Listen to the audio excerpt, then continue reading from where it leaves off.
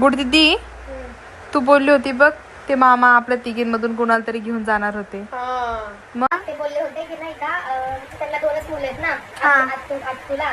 तर त्यांचं असं म्हणणं होतं की ना आपल्या तिघींमधून ते एकीला घेऊन जाणार आहे, म्हणजे त्यांना मुलगी नाहीये आणि आपण 3 जणी आहे. त्यांचं असं म्हणणं होतं की तुमच्या तिघींमधून ना मी 1 जणांना घेऊन जाईल. म्हणजे असंच नाही का त्यांना पोरगी नाहीये म्हणून असं त्यांना पोरगी पाहिजे होती म्हणून. तर मग काय झालं माहिती का, खुशी आपल्या घरामध्ये सगळ्यात जास्त काम करते. तू पण करत नाही एवढं, मी पण करत नाही.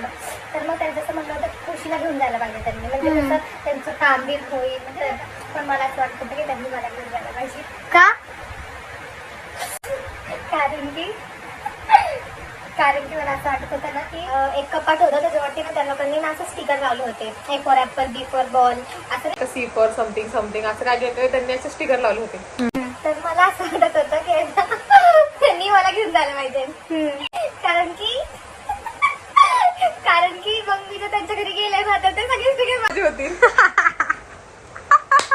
एवढी मालिश होती. तेव्हा मी काहीतरी 3rd 4th स्टँडर्ड. माझं असं म्हणणं होतं की ना ते स्टिकर वेस्ट नाही. फोन बंद कर, तुला माहिती व्हिडिओ चालू आहे.